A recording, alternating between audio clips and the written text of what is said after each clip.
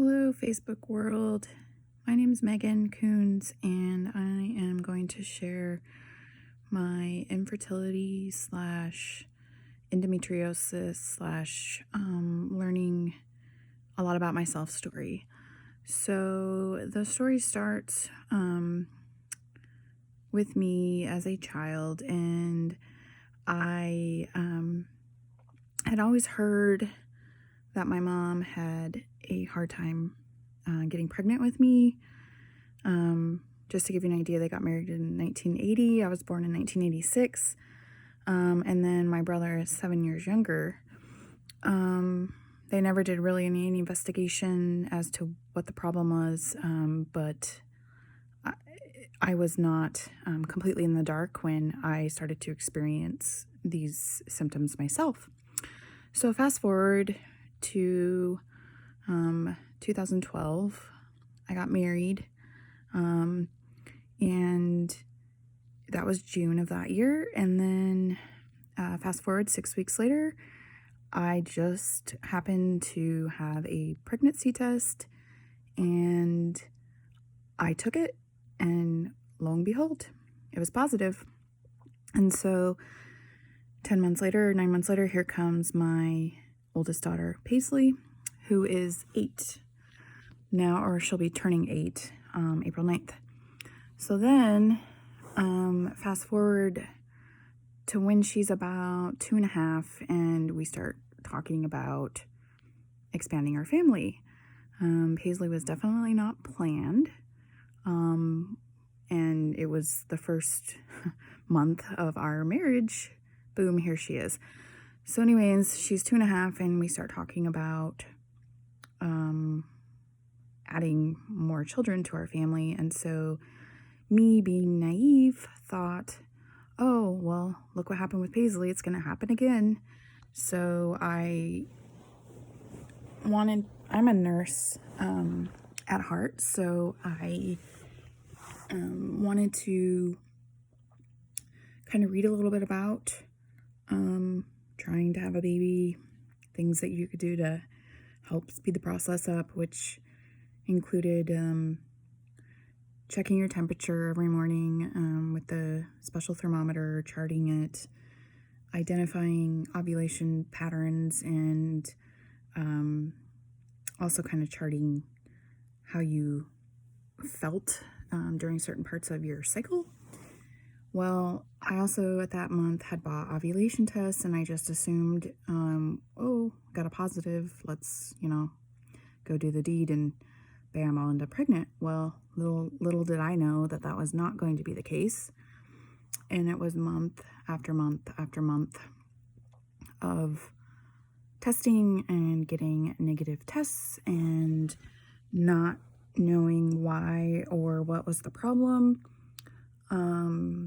My cycles were really regular, but I had always had pain with my cycles and throughout the month, and just noticed just various different symptoms that I just thought were normal to have during your monthly cycle. Well, as I got further invested with trying to have a baby, I learned that pain around certain parts of the month, pain with your period, or signs of endometriosis. And so I started, well, let's back up a little bit. So as the months progress, I'm still not getting pregnant, and I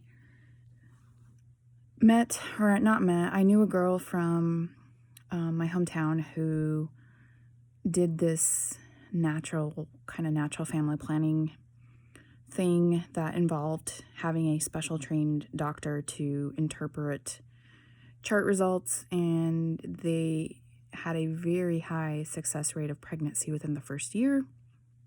And so I started reading a little bit about that. It was called NAPRO, and that's spelled NAPRO, and then technology stands for Natural Procreative Technology, which has basis in the Catholic Church likes to use it a lot because it's a natural family planning method that can be used to either achieve or avoid pregnancy. But it essentially has you chart your cycle with stickers, different colors of stickers for different things, green, red, and then you had your baby stickers that were different colors as well, which would mean fertile days. And so long and behold, I decided to jump into this because, like I said, I wasn't getting pregnant. And I knew that something had to be off because why can't I do what my body's meant to do? Well, I got hooked up. I made an appointment with a doctor. It involved me traveling 6 hours from Boise up to Spokane, which I did. I brought my chart with me, and the first thing that was involved with this process was getting a full hormone panel across the whole month to test for estradiol, progesterone. I want to say they tested thyroid hormone. They also tested like sex binding hormone, I think is what that hormone is called. And it did find some discrepancies or some issues with my thyroid. So I walked away with that, with having to take a thyroid supplement.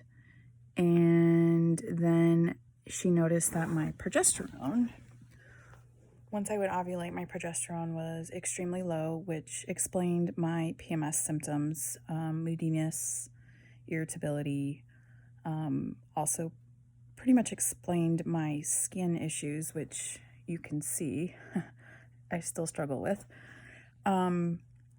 And so we walked away with thyroid, a T3 supplement, Cytomel, and then also with progesterone. And you supplement your luteal phase with progesterone, and then you draw a peak. So peak day is your ovulation day according to your cervical mucus, which is what NAPRO has you keep track of, is when you start seeing your cervical mucus or you start feeling symptoms of fertility, then you know you're fertile.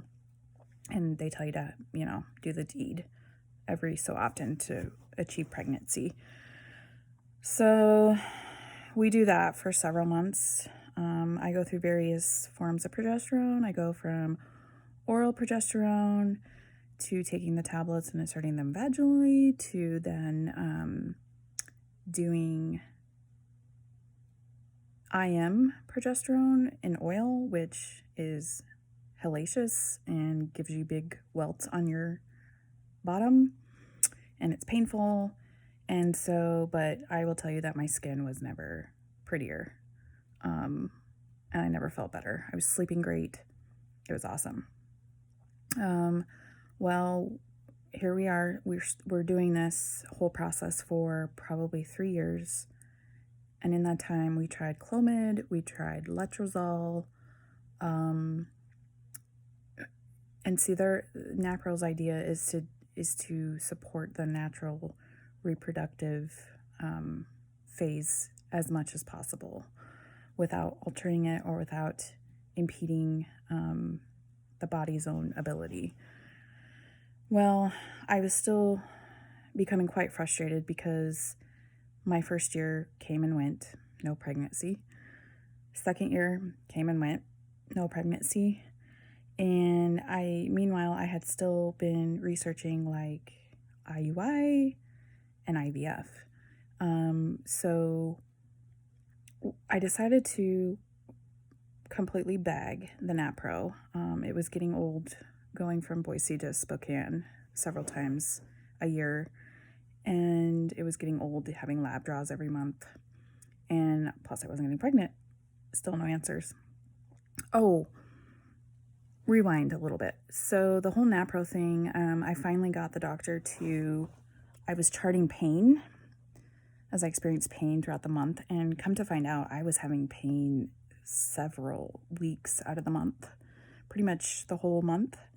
And so I made an appointment with a NAPRO-trained surgeon to have a exploratory laparoscopy to look for endometriosis. Well, I flew from Boise down to Parker, Colorado. My mom met me down there, and I had surgery. It was an outpatient procedure, and then flew home the next day. They did find endo. I had a little endo on my cervix, uterus. I want to say maybe fallopian tubes, but nothing like, it wasn't like terrible endo like some women have. But as I have realized, I didn't go to the right kind of surgeon. She did full duration, and I should have went to a surgeon who excises endo. Pretty sure it came back a couple months later. I could tell because the first couple of months after this procedure, I had pain-free periods. They were wonderful, and then the pain all of a sudden came back at probably month 3 or 4. I also, at that time, had been hooked up with a functional med doctor who would prescribe a medication called low-dose naltrexone. It has to be specifically compounded for me. It's a medication that in higher doses is given to alcoholics to curb their cravings, or I don't know if it curbs it or if it makes it, I can't remember if it makes them sick if they drink or whatever. Anyways, but at low doses, it has some effect on the immune system and pain receptors.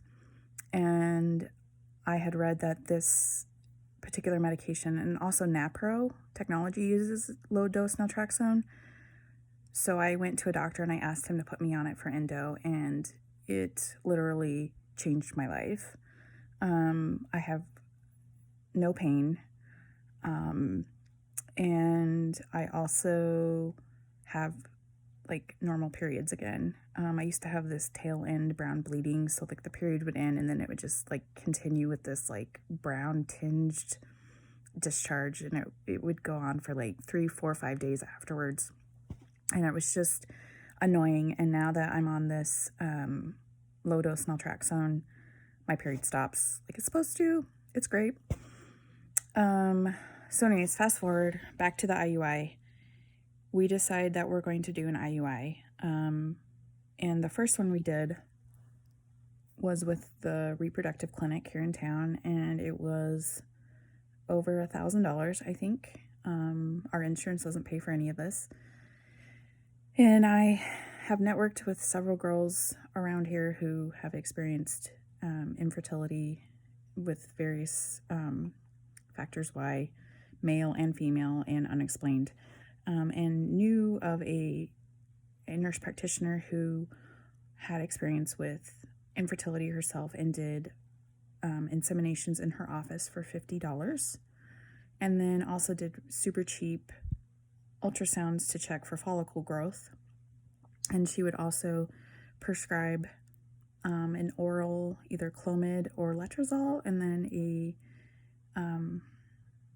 like Menopur to stimulate a couple different follicles for the IUI.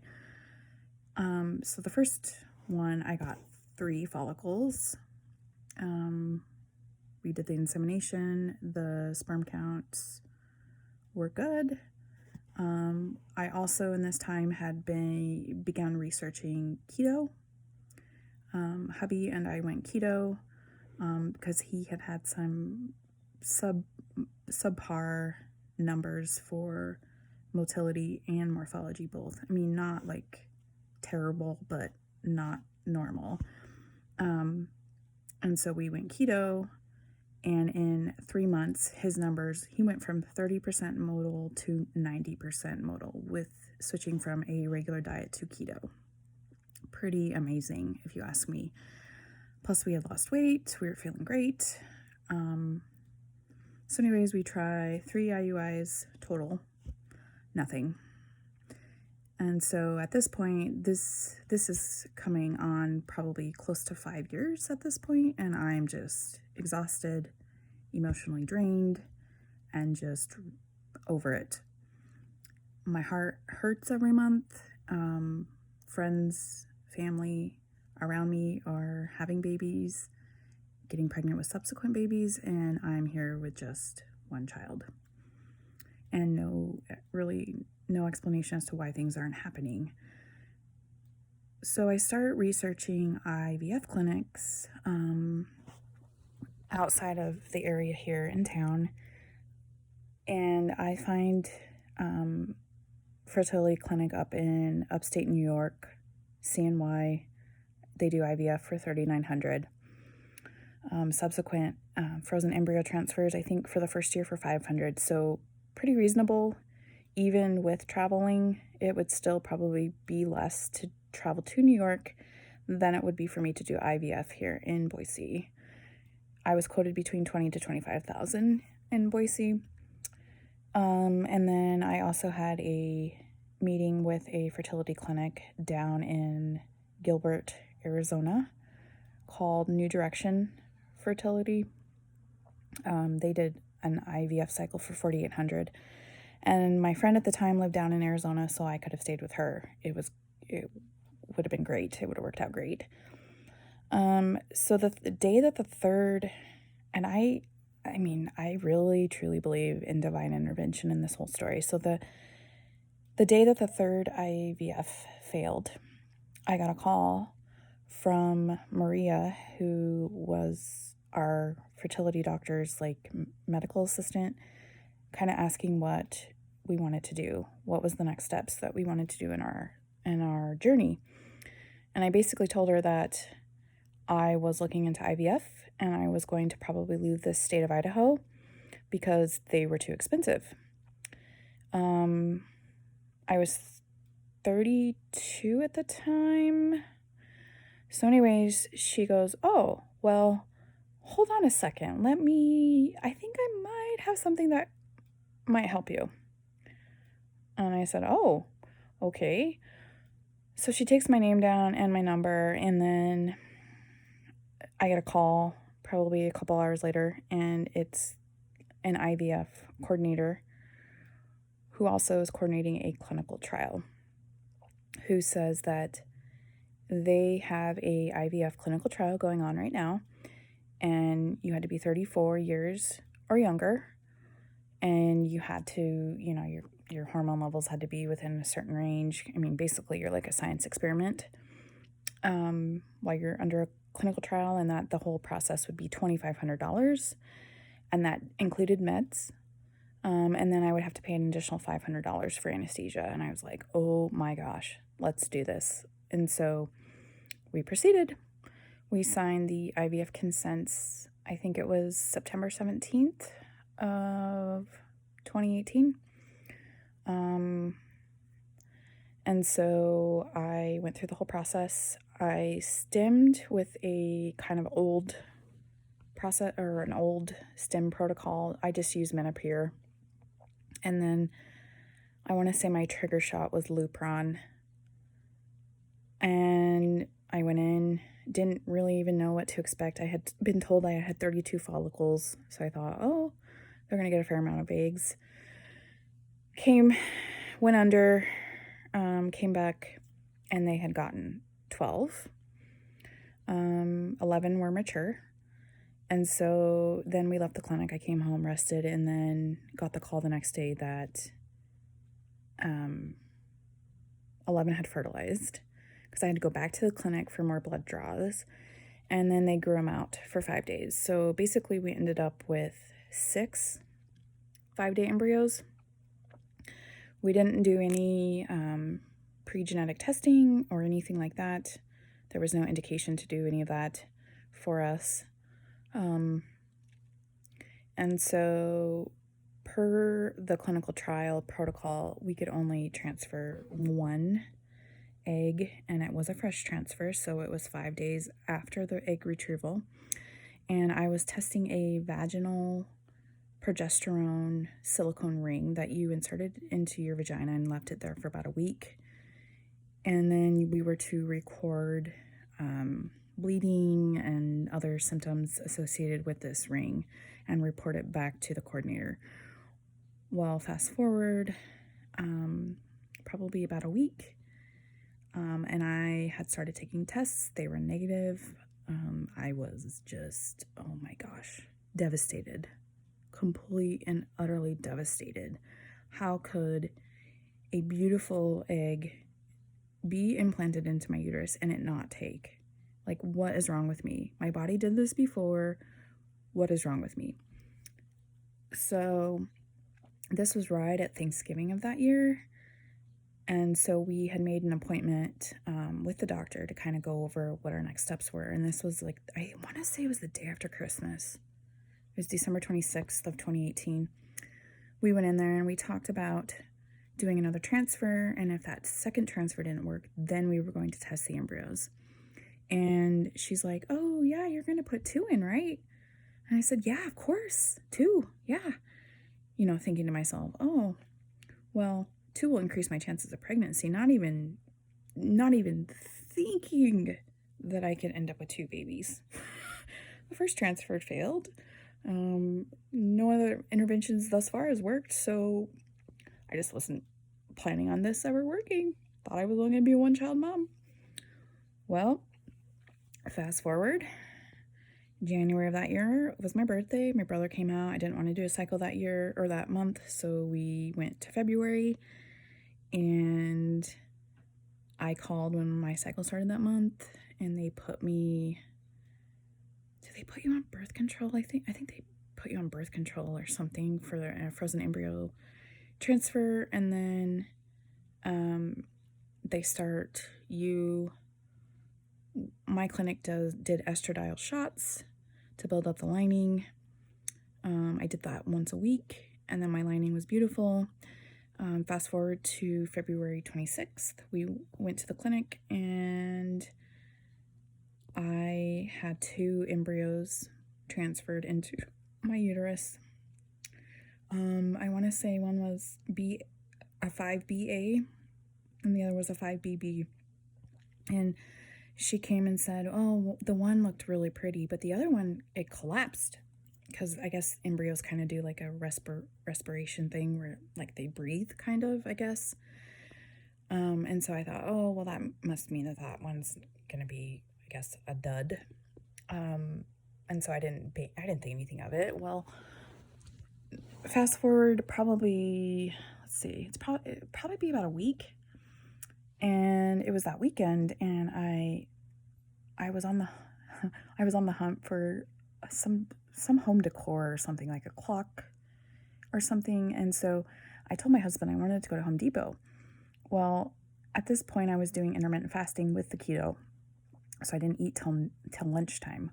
So I ate that day at lunch, and then we went to Hobby Lobby. Well, like 2 hours later, I looked at my husband and I said, oh my gosh, I'm so hungry. We're gonna have to stop at a drive-thru. I don't know what the deal is. I just ate. Well, that was one of the first symptoms I was pregnant with Paisley, was this immense hunger.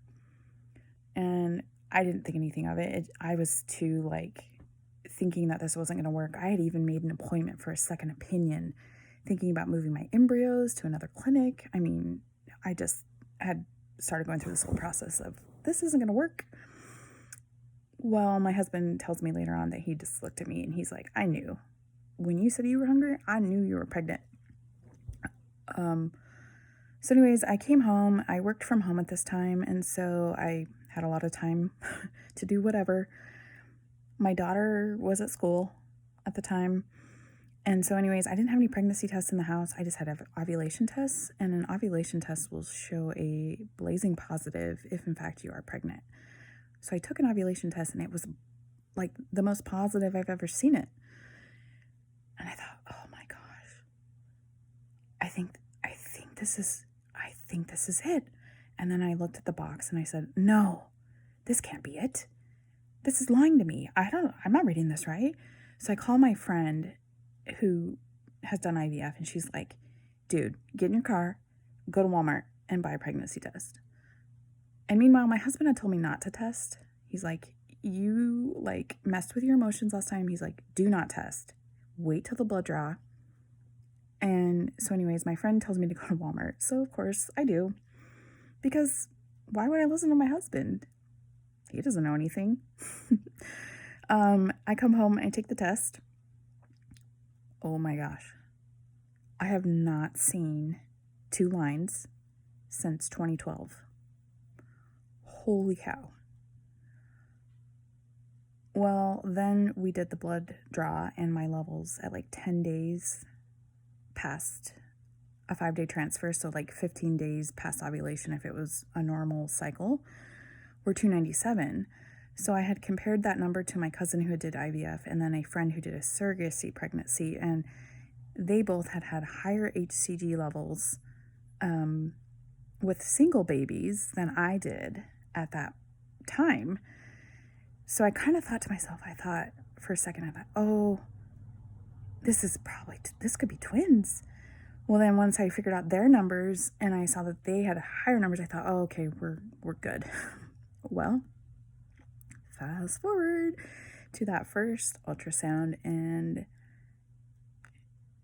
lo and behold, she's like, there's baby A and there's baby B. And my poor husband, he looked like he'd seen a ghost.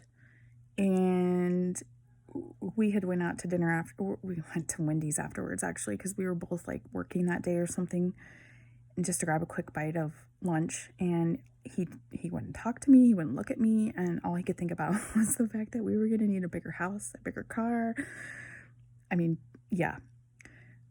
So, yeah, I made it to 37 weeks with beautiful twins. So, what I can reflect with this journey is that A, I never want to go through this again. B, I feel like we as women were not fully taught about what is normal and what is not normal with our bodies. Had I known that all of these symptoms I had been experiencing were not normal, I would have probably sought help sooner. Of course, it did involve me kind of going outside the box a little bit. I had to go to some doctors who kind of think outside that proverbial box and can see the bigger picture. But once I found those doctors, I had answers. And I truly feel like at 35, mom of 3 kids, 7, almost 8-year-old, and then 16, almost 17-month-old boy-girl twins, I'm probably the best person, the best version of myself that I've been. I work out. I mean, it's just great. And we're pretty solid routine. And I really, really wish women could be taught more about the body and could be taught more about what is abnormal, what is normal. I really feel like these classes that we're getting in school, and granted, it's been a hot minute since I've had my puberty class back in, 4th grade, but I would almost bet that really nothing has changed.